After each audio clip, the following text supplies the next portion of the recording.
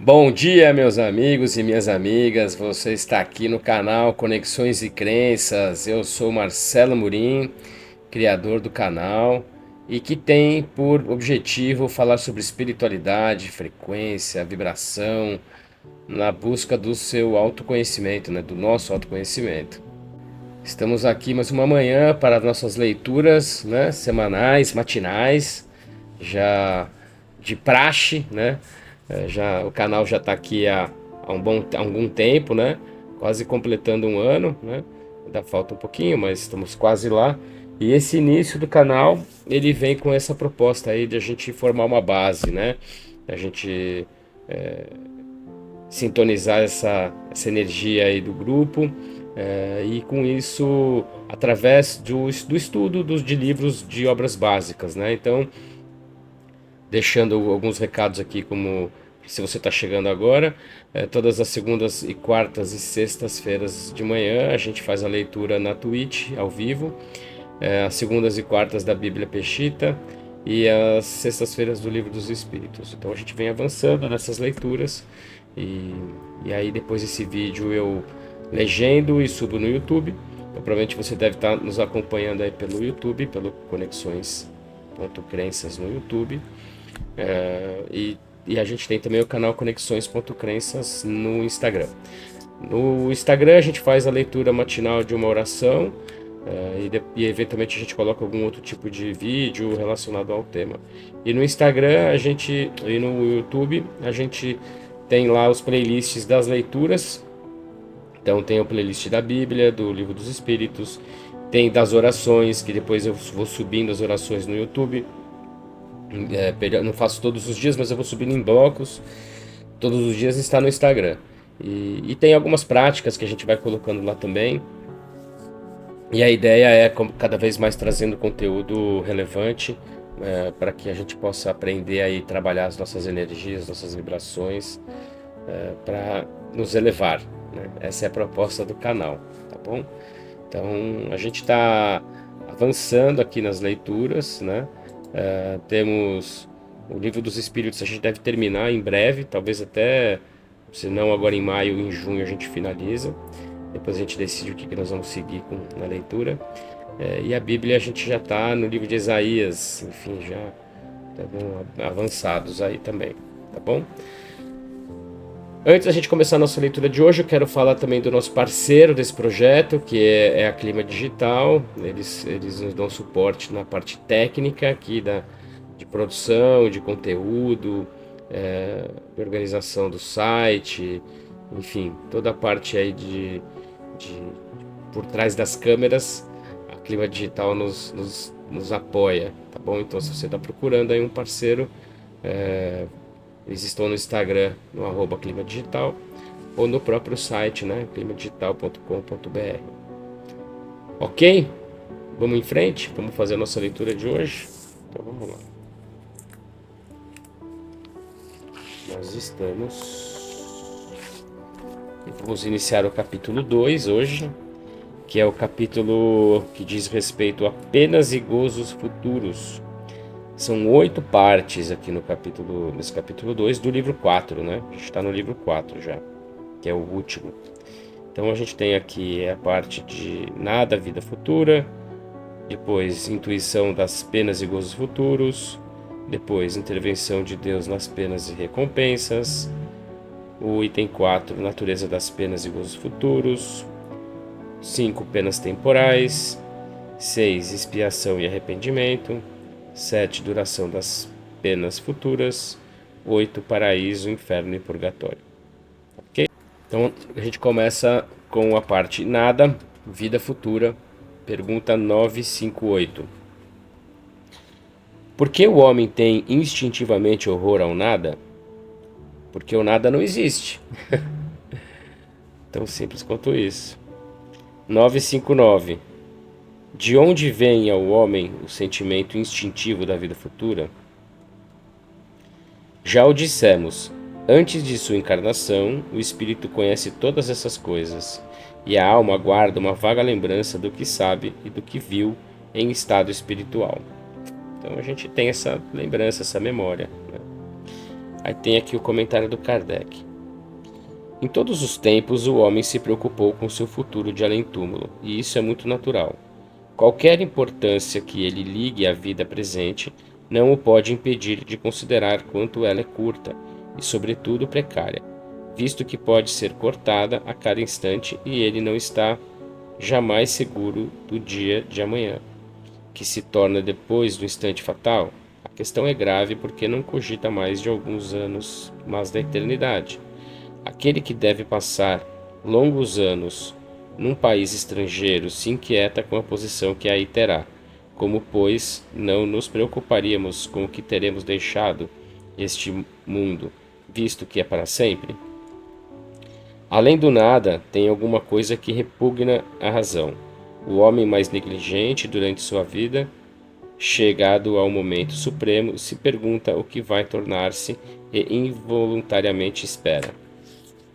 Crer em Deus sem admitir a vida futura seria um contrassenso. O sentimento de uma existência melhor está no foro íntimo de todos os homens. Deus não o colocou aí em vão. A vida futura implica a conservação de nossa individualidade depois da morte. Que nos importaria, com efeito, sobreviver ao nosso corpo, se nossa essência moral deveria se perder no oceano do infinito? As consequências para nós seriam as mesmas que o nada. Ou seja, né, não faz o menor sentido, né? É por isso que a gente sempre diz que o espiritismo é a fé raciocinada, né? Dentro da doutrina espírita não existe o é porque é, né? É, tudo tem uma razão, tudo tem uma explicação e tudo tem uma lógica muito, muito importante.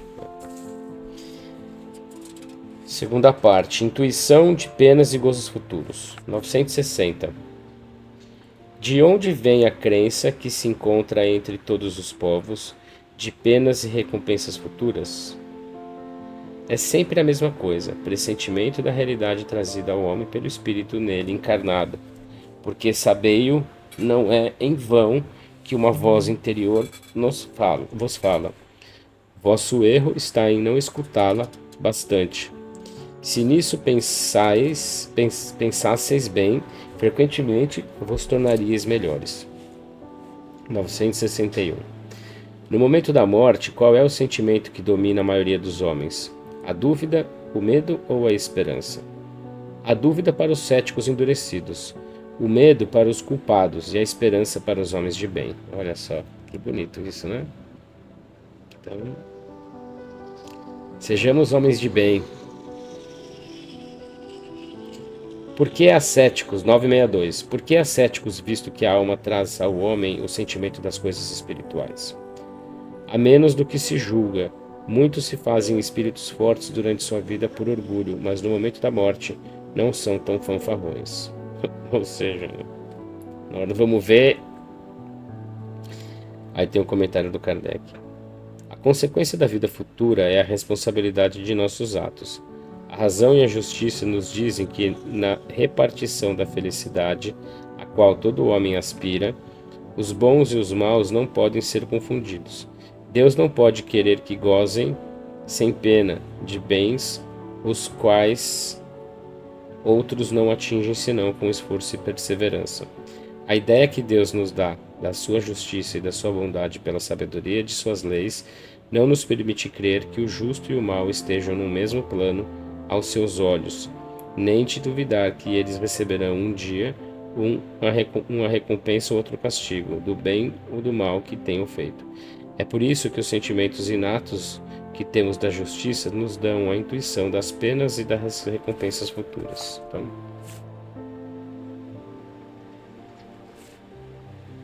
no fundo, a gente sabe, né, que as coisas de fato não podem ser iguais, né?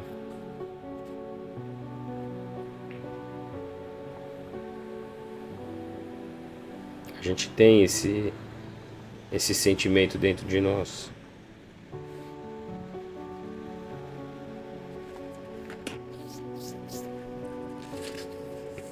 Terceira parte. Intervenção de Deus nas penas e recompensas. 963. Deus se ocupa pessoalmente de cada homem. Ele não é muito grande e nós muito pequenos para que cada indivíduo em particular tenha alguma importância aos seus olhos. Deus se ocupa de todos os seres que criou, por menores que sejam. Nada é muito pequeno para a sua bondade. 964. Tá vendo? Todos temos a nossa importância, né?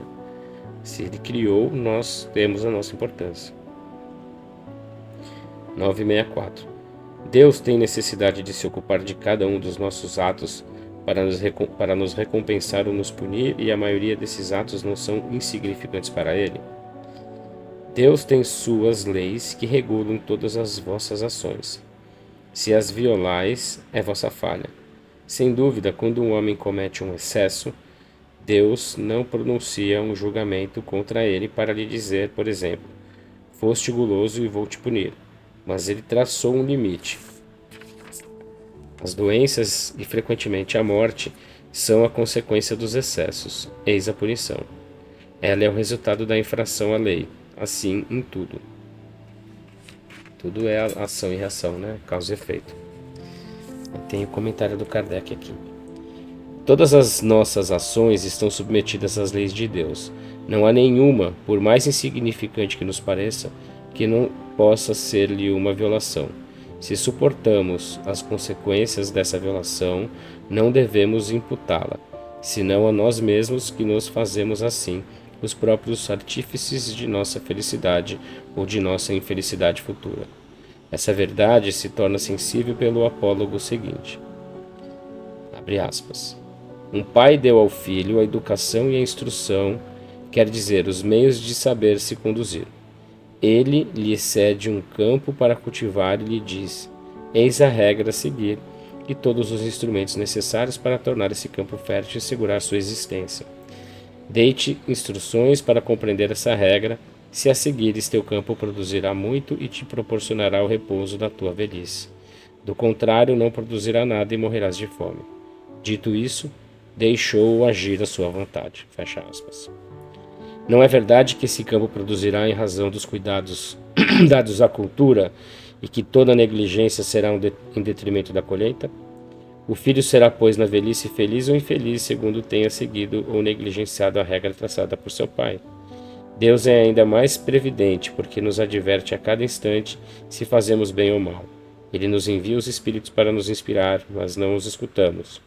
Há ainda a diferença de que Deus dá sempre ao homem um recurso nas suas novas existências para reparar seus erros passados, enquanto que o filho de quem falamos não o tem mais, se empregou mal seu tempo. Quarta parte. Quarta, né? Natureza das penas e gozos futuros. 965. As penas e os gozos da alma depois da morte têm alguma coisa de material. Elas não podem ser materiais, visto que a alma não é material. O bom senso o diz. Essas penas e esses gozos não têm nada de carnal, e, portanto, são 1000 vezes mais vivos que os que experimentais sobre a terra, porque o espírito, uma vez livre, é mais impressionável e a matéria não enfraquece mais suas sensações. Ou seja, uma vez fora da carne, a gente está sujeito à percepção extrema. Então nós somos, né, prisioneiros das nossas mentes, dos nossos remorsos, das nossas consciências. 966. Por que o homem faz das penas e dos gostos da vida futura uma ideia frequentemente tão grosseira e tão absurda? A inteligência que não pôde ainda desenvolver bastante. A criança compreende como adulto? Aliás, isso depende também daquilo que se lhe ensinou, e aí há necessidade de uma reforma. Vossa linguagem é muito incompleta para exprimir o que está em torno de vós. Por isso foram necessárias comparações, e são essas imagens e essas figuras que tomastes pela realidade. Mas à medida que o homem se esclarece, seu pensamento compreende as coisas que sua linguagem não pode exprimir. Então, a gente é ignorante ainda, né? A gente precisa de muito conhecimento. 967. Em que consiste a felicidade dos bons espíritos? Conhecer todas as coisas, não ter nem ódio, nem ciúme, nem inveja, nem ambição, nem qualquer das paixões que fazem a infelicidade dos homens. O amor que os une é para eles a fonte de uma suprema felicidade. Eles não experimentam nem as necessidades, nem os sofrimentos, nem as angústias da vida material. São felizes do bem que fazem. De resto, a felicidade dos espíritos é sempre proporcional à sua elevação. Só os espíritos puros gozam, é verdade, uma felicidade suprema, mas todos os outros não são infelizes. Entre os maus e os perfeitos, há uma infinidade de graus em que os gozos são relativos ao estado moral. Os que estão bastante avançados compreendem a felicidade dos que chegaram antes deles. A elas aspiram, mas é para eles objeto de emulação e não de ciúme. Sabem que deles depende alcançá-la e trabalham para esse fim, mas com a calma da boa consciência, e são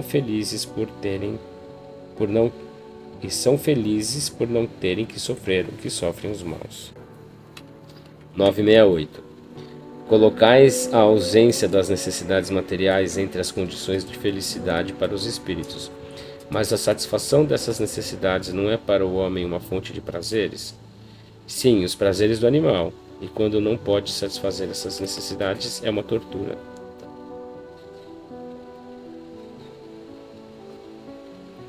Felicidade é diferente de prazeres, né?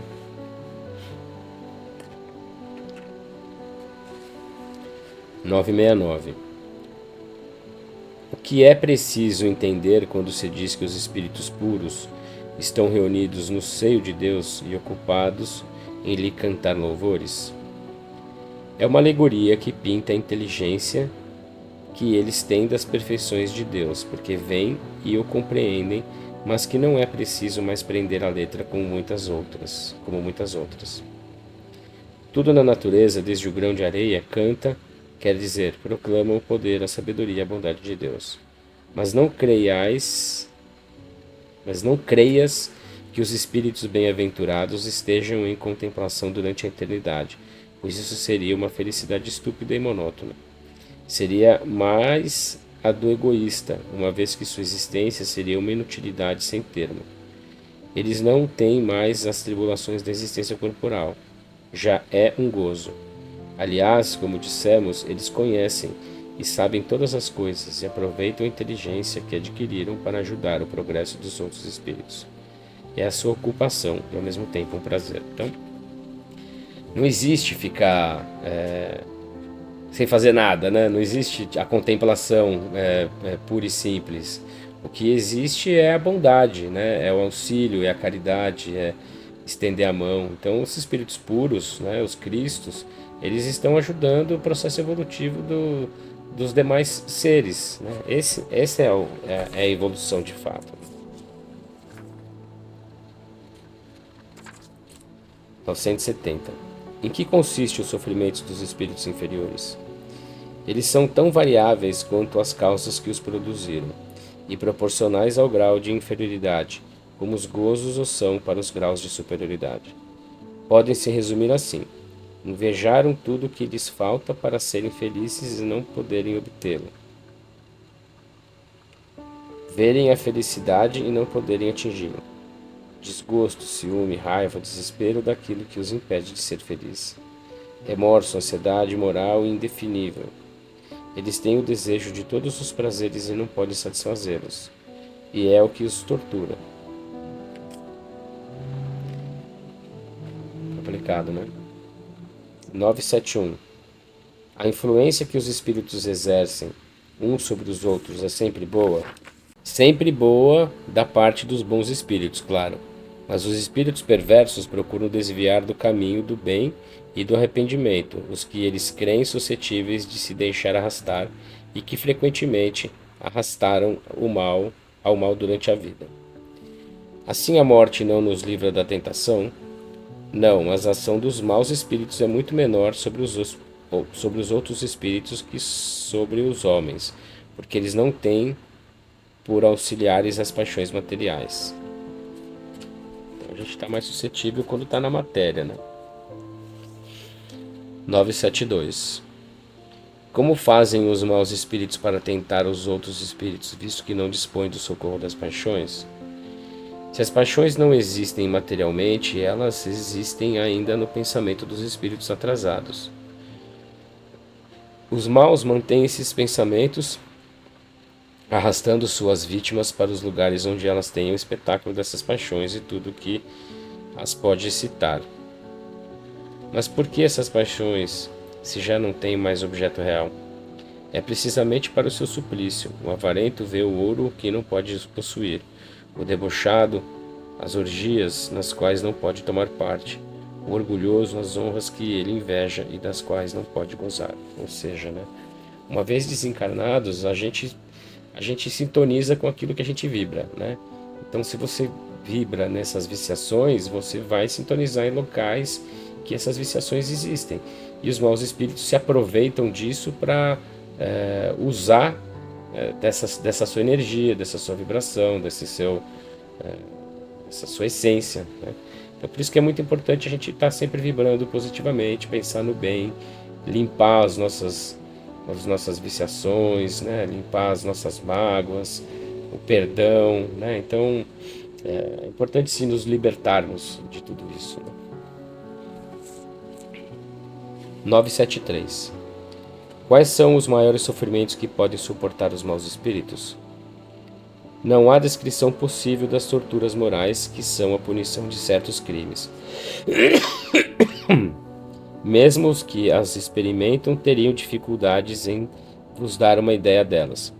Mas seguramente a mais horrível é o pensamento de serem condenados para sempre. Então é um aprisionamento mental, né? De fato é a nossa mente que fica presa a esses sentimentos, né? Então, mais uma vez, né? Somos herdeiros de nós mesmos, né? Porque assim, hoje, encarnados, né? A gente consegue dissimular. A gente consegue com que os outros não percebam, não saibam o que a gente está pensando. Uma vez fora da matéria, isso é transparente.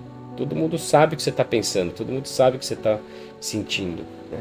E aí que vem a dor, porque vem o sentimento de culpa, a vergonha, o remorso, né? Por isso que é importante limpar isso e manter uma frequência vibracional elevada. Aí tem um comentário do Kardec aqui. O homem faz das penas e dos gozos da alma depois da morte uma ideia mais ou menos elevada segundo o estado de sua inteligência. Quanto mais ele se desenvolve, mais essa ideia se depura e se liberta da matéria. Ele compreende as coisas sob um ponto de vista mais racional e deixa de prender a letra as imagens de uma linguagem figurada. A razão mais esclarecida, nos ensinando que a alma é um ser todo espiritual, nos diz, por isso mesmo, que ela não pode ser afetada pelas impressões que não agem senão sobre a matéria. Mas não se segue disso que esteja isenta de sofrimentos, nem que não receba a punição de suas faltas.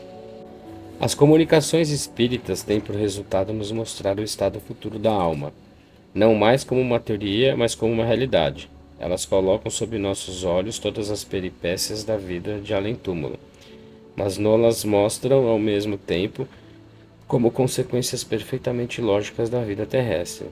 E ainda que liberto do aparelho fantástico criado pela imaginação dos homens, elas não são menos penosas para aqueles que fizeram mau uso de suas faculdades. A diversidade dessas consequências é infinita, mas pode-se dizer em tese geral: cada um é punido naquilo em que pecou. É assim que uns são pela visão incessante do mal que fizeram, outros pelos desgostos, pelo medo, pela vergonha, pela dúvida, pelo isolamento, pelas trevas, pela separação dos seres que lhes são caros, etc. 974. Qual a origem da doutrina do fogo eterno? Imagem, como tantas outras coisas tomadas pela realidade, ou seja, figurativo, né? Mas esse medo não pode ter um bom resultado? Vede, pois, se ele reprime muito, mesmo entre os que a ensinam. Se ensinais coisas que a razão rejeita mais tarde, fareis uma impressão que não será nem durável nem salutar. Aí tem um comentário do Kardec. O homem, não podendo mostrar pela sua linguagem a natureza desses sofrimentos, não encontrou comparação mais enérgica que a do fogo, porque para ele o fogo é o tipo do mais cruel suplício e o símbolo da ação mais enérgica. É por isso que a crença no fogo eterno remonta à mais alta antiguidade e os povos modernos a herdaram dos povos antigos. É por isso também que em sua linguagem figurada ele diz: o fogo das paixões, queimar-se de amor, de ciúme, etc, etc. 974. 975. Os espíritos inferiores compreendem a felicidade do justo? Sim, e é isso que faz seu suplício, porque compreendem que estão privados dela por suas faltas. É por isso que o espírito liberto da matéria aspira depois a uma nova existência corporal, porque cada existência pode abreviar a duração desse suplício, se ela é bem empregada. Ela faz então a escolha das provas pelas quais poderá expiar suas faltas, porque, sabei-o bem, o espírito sofre por todo o mal que faz, ou da qual foi a causa voluntária, por todo o bem que poderia fazer e que não fez, e por todo o mal que resulta do bem que ele não fez. O espírito errante não tem mais véu, está como saído do nevoeiro, e vê o que o afasta da felicidade, então sofre mais, porque compreende quanto é culpado. Para ele, não há mais ilusão, vê a realidade das coisas. Comentário do Kardec. O espírito no estado errante abraça de um lado todas as suas existências passadas, de outro vê o futuro prometido e compreende o que lhe falta para atingi-lo. Tal como um viajor que chegou ao alto de uma montanha, vê o caminho percorrido e o que lhe resta a percorrer para chegar ao seu objetivo. 976. A visão dos espíritos que sofrem não é para os bons uma causa de aflição, em que se torna sua felicidade se é perturbada. Não é uma aflição, posto que sabem que o mal terá um fim. Eles ajudam os outros a progredirem e estendem-lhes a mão. Essa é sua ocupação e um prazer quando tem êxito. Isso se concebe da parte dos espíritos estranhos ou indiferentes, mas a visão dos pesares e dos sofrimentos daqueles que amaram sobre a terra não perturba sua felicidade? Se não visse esses sofrimentos, é que vos seriam estranhos depois da morte. Ora, a religião vos diz que as almas vos veem, mas eles consideram vossas aflições sob um outro ponto de vista, pois sabem que esses sofrimentos são úteis ao vosso adiantamento se os suportais com resignação. Eles se afligem, pois, mais com a falta de coragem que vos retarda que com os sofrimentos em si mesmos, que não senão passageiros.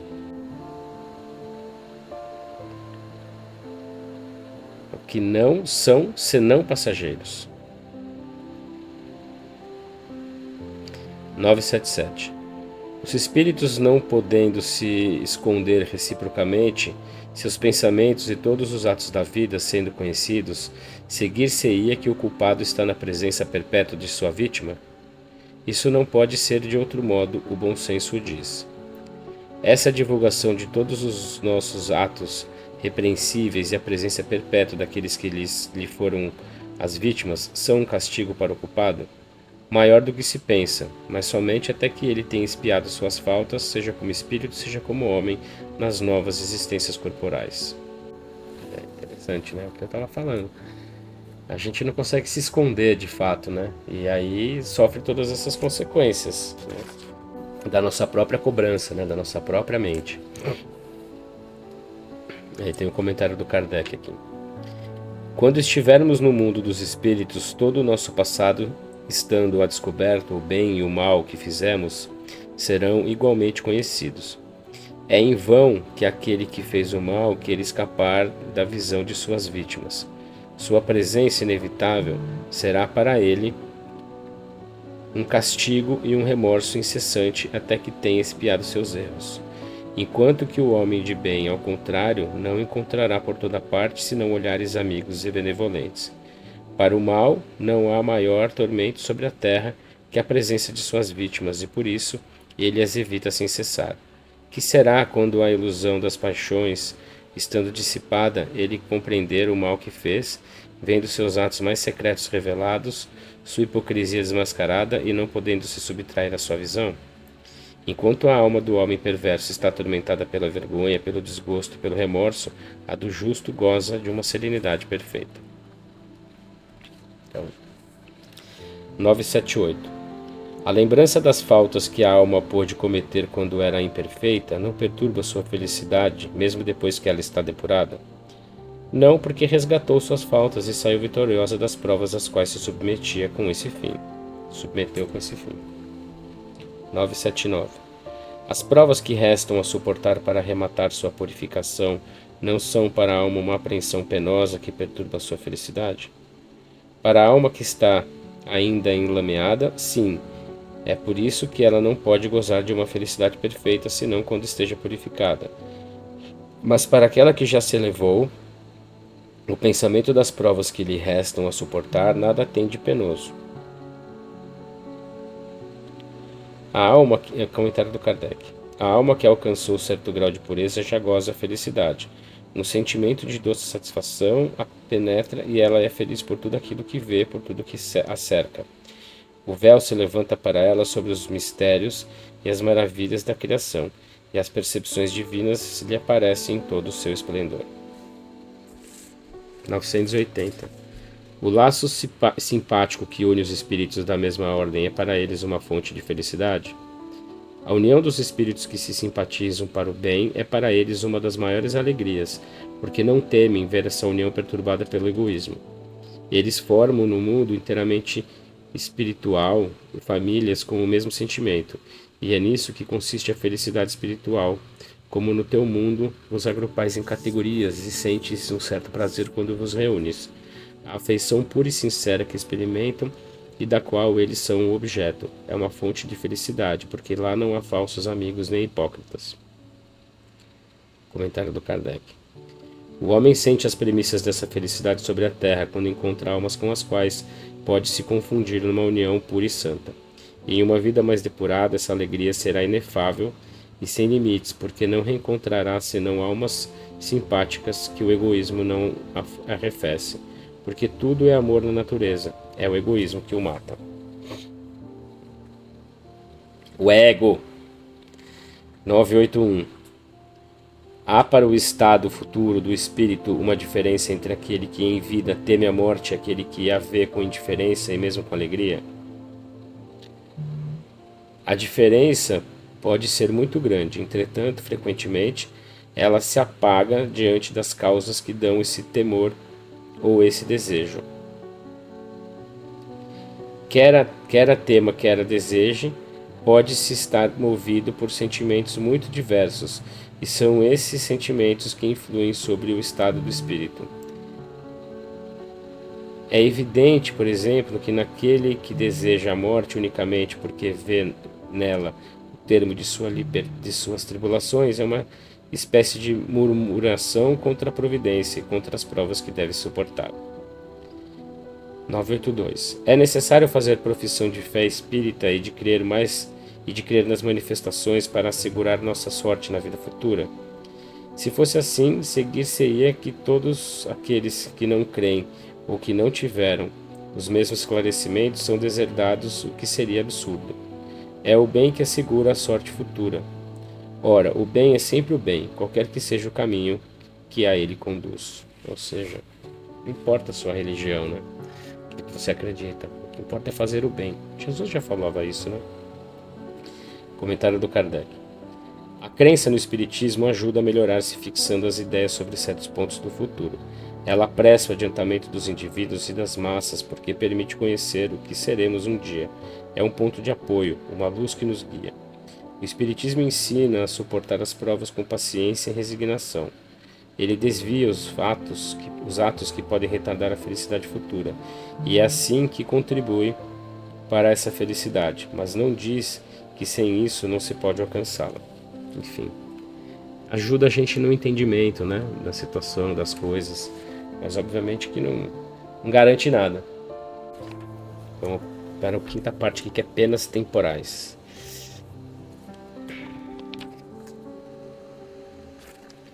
983. O espírito que expia suas faltas numa nova existência não tem sofrimentos materiais, e então é exato dizer que depois da morte a alma não tem senão sofrimentos morais?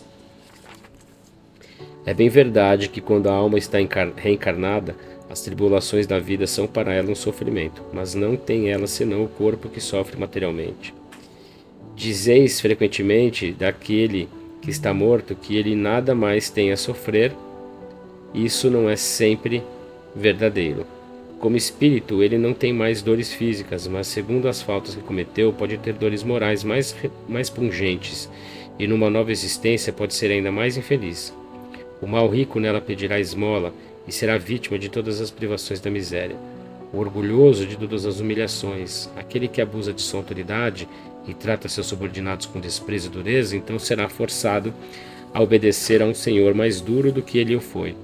Todas as penas e as tribulações da vida são a expiação de faltas de uma outra existência, quando não são a consequência das faltas da vida atual. Quando houverdes saído daqui, compreendê-las-eis. O homem que se crê feliz sobre a terra porque pode satisfazer suas paixões é o que faz menos esforços para se melhorar. Frequentemente ele espia desde esta vida sua felicidade efêmera, mas a espiará certamente em uma outra existência também toda material. Isso aí. 984. As vicissitudes da vida são sempre a punição de faltas atuais? Não, já o dissemos, são provas impostas por Deus ou escolhidas por vós mesmos no estado de espírito, e antes da vossa reencarnação, para expiar as faltas cometidas em uma outra existência, porque jamais a infração às leis de Deus, e sobretudo a lei de justiça, fica impune. E se não é nesta vida, será necessariamente em uma outra, e por isso aquele que é justo aos vossos olhos frequentemente está marcado pelo seu passado. 985. A reencarnação da alma num mundo menos grosseiro é uma recompensa? É a consequência de sua depuração, porque à medida que os espíritos se depuram, eles encarnam em mundos cada vez mais perfeitos, até que tenham se despojado de toda a matéria e estejam lavados de todas as suas manchas, para gozar eternamente da felicidade dos espíritos puros no seio de Deus. Comentário de Kardec. Nos mundos onde a existência é menos material que neste mundo, as necessidades são menos grosseiras e todos os sofrimentos físicos menos vivos. Os homens não conhecem mais as más paixões que nos mundos inferiores os fazem inimigos uns dos outros. Não tendo nenhum objeto de ódio nem de ciúme, eles vivem entre si em paz, porque praticam a lei da justiça, do amor e da caridade. Eles não conhecem os aborrecimentos e as inquietações que nascem da inveja, do orgulho e do egoísmo, e que fazem o tormento da nossa existência terrestre. 986. O espírito que progrediu na sua existência terrestre pode alguma vez reencarnar no mesmo mundo? Sim, se não pôde cumprir a sua missão, ele mesmo pode pedir para completá-la em uma nova existência, mas então isso não é mais para ele uma expiação. Passa a ser uma prova, 987. Em que se torna o homem que, sem fazer o mal, nada faz para sacudir a influência da matéria? Importante essa pergunta, hein? Visto que nada fez na direção da perfeição, deve recomeçar uma existência da natureza da que deixou. Fica estacionário, e é assim que ele pode prolongar os sofrimentos da expiação. Então, o cara não fez o mal, mas também não fez o bem. Então, ele volta porque ele tem que fazer, né?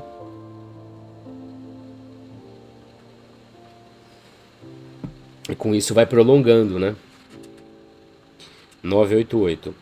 Há pessoas para as quais a vida se escoa numa calma perfeita, que não tendo necessidade de nada fazer para si mesmas, estão isentas de cuidados.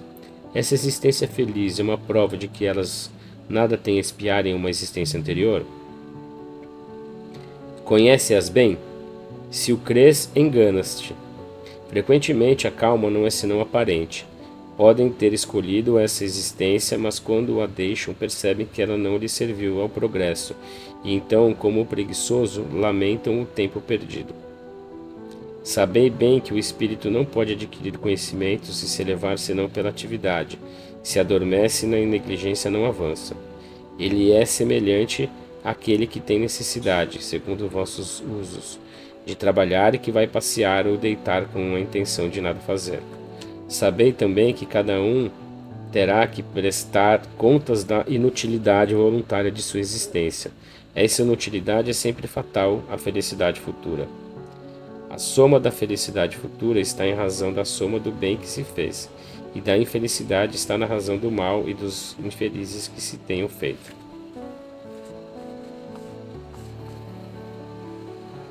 Vou até marcar isso daqui, sabe? Porque toda vez que a gente tiver preguiça, a gente lembrar dessa pergunta aqui. 989. Há pessoas que, sem serem positivamente más, tornam infelizes todos aqueles que as cercam pelo seu caráter. Qual é para elas a consequência? Essas pessoas seguramente não são boas ou espiarão pela visão daqueles que tornaram infelizes. E isso será para elas uma censura.